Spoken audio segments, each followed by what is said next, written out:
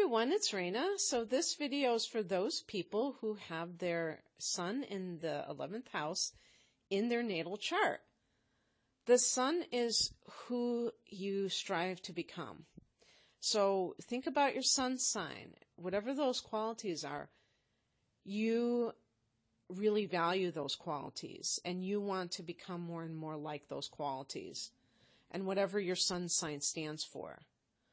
This is another layer in the onion where it can also describe further aspects of yourself. You know, what house the sun is in. But what sign your sun is in can really give you your sense of identity, those qualities that it possesses. And while when you're younger, you may be more influenced by, I would say, your moon sign and your rising sign. As you get older, you may grow into your sun sign, and therefore it really is you like living out this particular incarnation to the best possible extent. The 11th house, being ruled by Aquarius and its ruler Uranus, is a house that is the collective, versus the opposite house ruled by Leo, which is about the individual creative self-expression. The 11th house is about people as a group. And therefore, this is a humanitarian house. People who have the sun in the 11th house tend to care about others. As a matter of fact, you may feel most like yourself, or you may feel you can shine the most when you are in the midst of others. No matter what your sun sign is, this is going to give you a sub-influence of Aquarius. So all of the attributes that we associate with Aquarius can color your sun sign.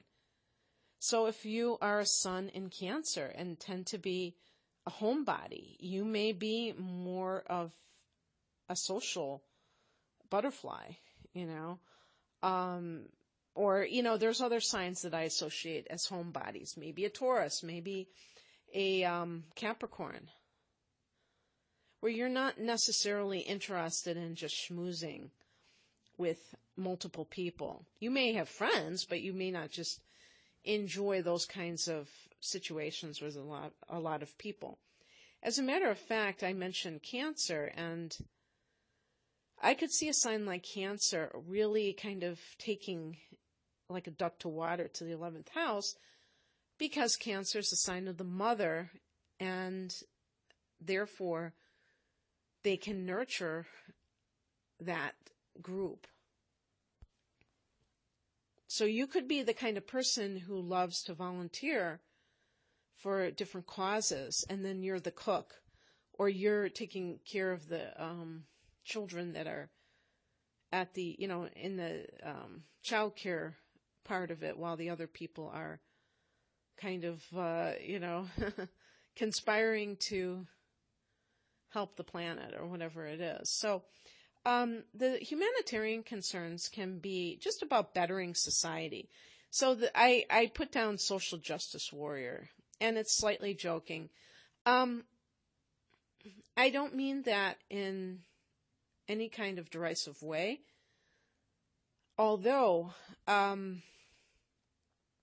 I do think that it is important, especially if you have an afflicted sun, that you not become so wrapped up in trying to save the world that you lose sight of your own needs. Because this can really be a thing where the person who has a sun in the 11th house prefers to be in the company of other people, but, as part of our development, it is important, I think, to spend time by yourself. And also, having this idealism about society, of how it can be like this perfect place, I think that can be a little bit of a delusion, or illusion, because, I mean, obviously this is just my opinion, but I always say this isn't heaven. So this is a place of contrasts. So if a person with the sun in the 11th house feels disturbed by those contrasts, and that makes them really want to try to save the world, they could find themselves with a bottomless pit of one problem after the other. And they could, especially if they have their sun afflicted in the 11th, or if their moon sign, maybe they have hard angles to Neptune, where they're kind of perceptions are distorted, or their emotional reaction is coming from a place that is not really how would I put it, very grounded, realistic. They may be kind of living in a fantasy world where they think that there is this possibility that everything is just going to be perfect, when it's a great thing to actually try to make society better, but not get caught up in the perfectionistic angle. Because that can just lead to the person feeling like they failed, like it's no good, and that isn't the spirit that you want to take into this sort of endeavor. And that could really drag the person down. That's what I really mean to say, where they feel like they can't do it anymore, or it's not working. And so human rights, political organizations as well, environmental and human rights. Now, I was just thinking something, that a person who has a sun in the 11th house, if you have a more traditional sign, let's say especially Capricorn, but possibly all of the water signs, and perhaps of the earth signs, particularly Capricorn and Taurus. I'm just singling them out. I mean, I could say Virgo too, but Virgo is more flexible. It's a mutable sign. There may be people politically who are very progressive when it comes to social justice issues, but are fiscally conservative. And especially for the earth energy, because it's, very acclimated, or attuned, I should say, to matters of material goods, if you will.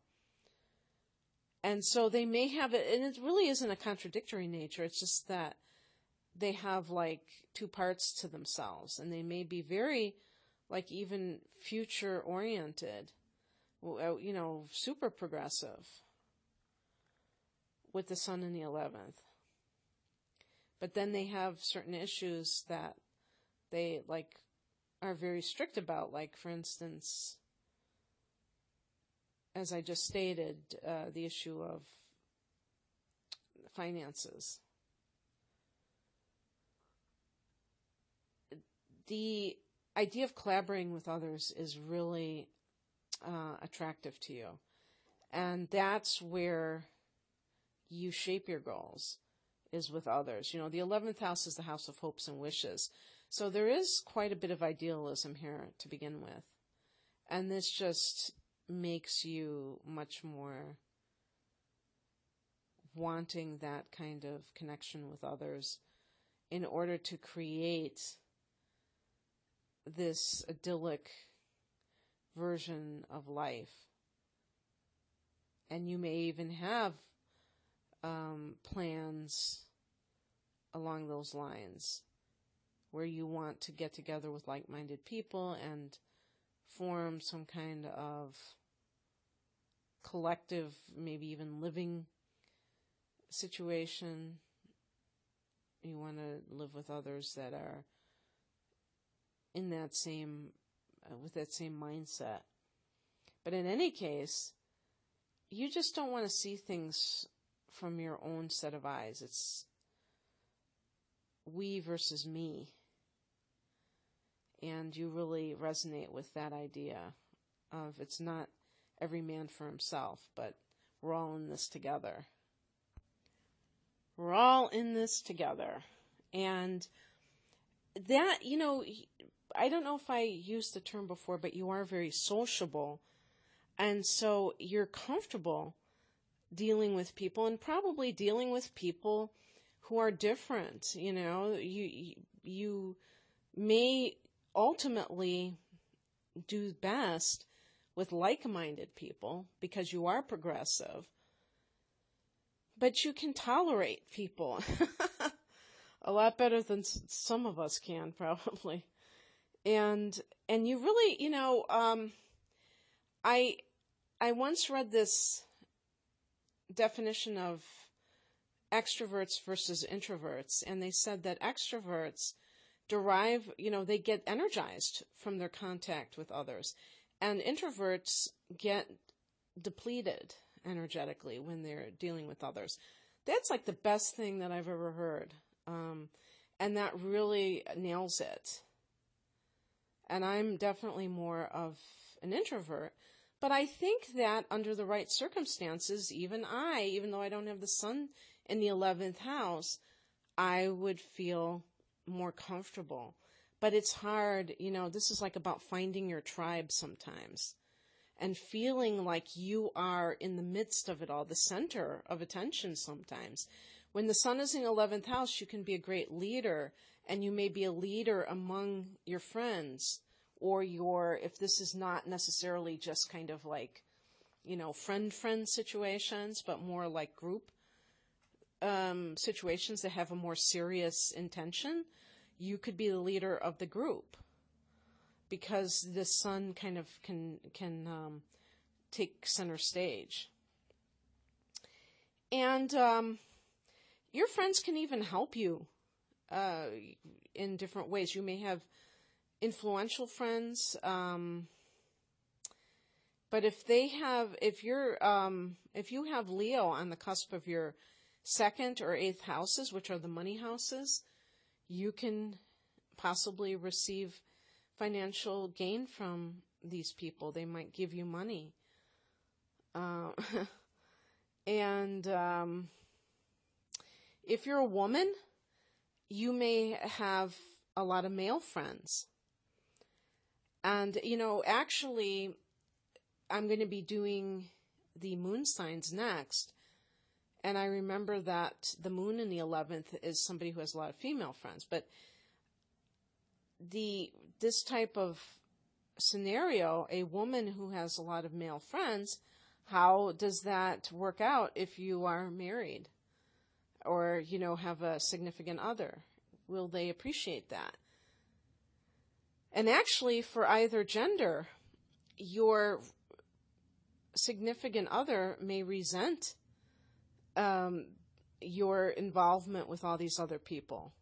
Especially, I would say, this isn't something I found online, but I would say myself, if that other person is a water sign, they may feel neglected because they tend to want a lot of,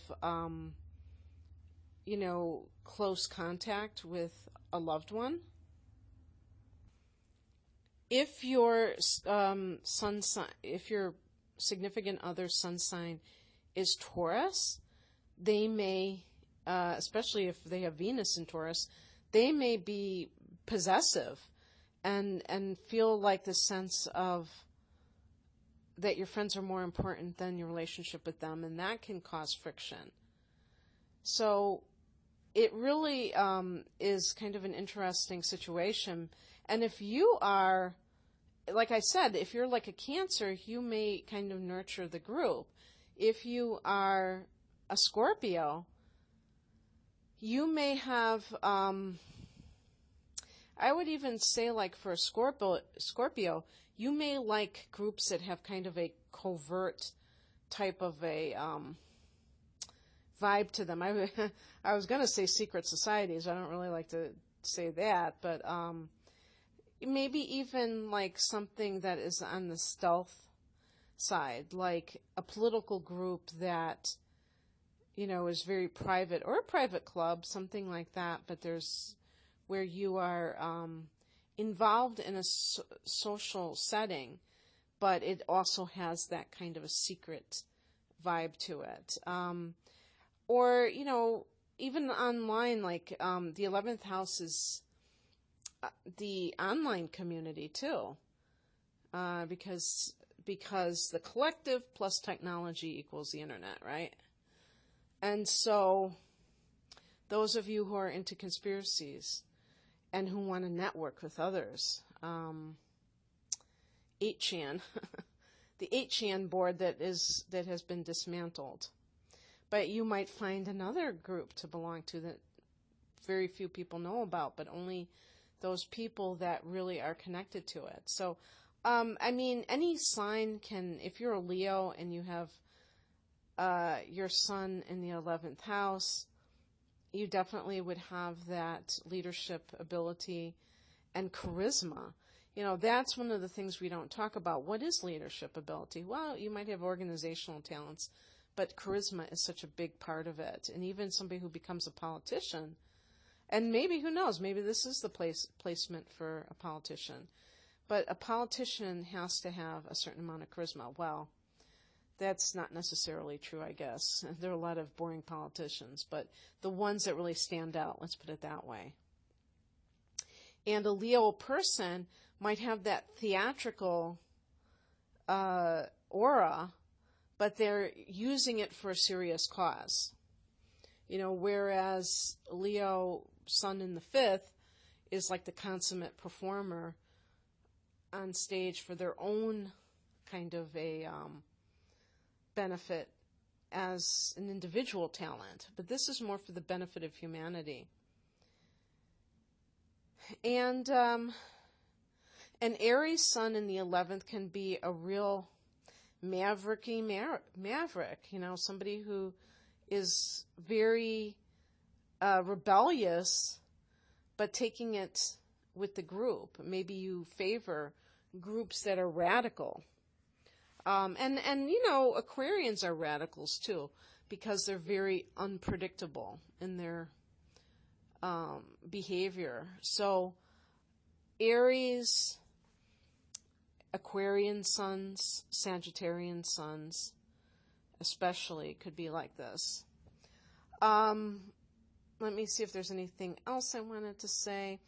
I think I touched upon this. If your sun is afflicted, your utopian paradise might eventually peter out, or you sour on it over time. There have been people over the centuries, I'm speaking of America, but I'm sure that, or, United States, I'm sure that this is true in every society. Those people who were ahead of their time, who had a lot of idealistic concepts that they wanted to put into action, such as communal living. There have been societies in the United States where, we think of communes, we think in the 60s. No, that's not the only time in the history of the United States where there were communal situations going on. And it's very interesting to read about them and how they kind of fizzled out, because, you're holding on to an ideal, but ideals are the perfected vision. And how often is life perfect? We tend to have this ideal that we're like shooting for, but it doesn't always, hit its mark. So depending on other factors, you may get disillusioned if, whatever it is that you're trying to accomplish doesn't actually get there. That's one of the reasons I feel if you really believe strongly in a cause, this is like the house of having a cause. If you really feel strongly about it, then, do it, but don't identify with it, because the sun, the ego, can get involved, and the person can feel like they're a personal failure if for some reason it's not happening the way they want it to happen. And that can cause the person to like feel deflated, feel like it's all worthless, and you don't want to do that. It's like fighting the good fight. But just realizing that progress does happen, but sometimes it happens very slowly. There's a saying, something about the wheels of justice turn. I don't know. I can't think of who says that. Maybe Martin Luther King or somebody. I actually looked it up because I couldn't stand just being so flippant about it. The poet Longfellow translated another poet from the 17th century. And though the mills of God grind slowly, yet they grind exceedingly small. Though with patience he stands waiting, with exactness grinds he all. Friedrich von Logau, or whatever, how you pronounce his name. But anyway, just the act of trying to make the world a better place should be enough. And that's what you do. And that's why people with the sun in the 11th house are, very broad-minded, accepting of people's equality. And that's such a big word. And so, yeah, I think that it's wonderful. People like you, and I hope that you can appreciate my admiration for people like you. So in any case, I hope that you enjoyed this, and if you would like a personal reading, I have natal chart interpretations where I look at things like this and other planetary influences and the transits, some of the trends for the coming year and stuff like that.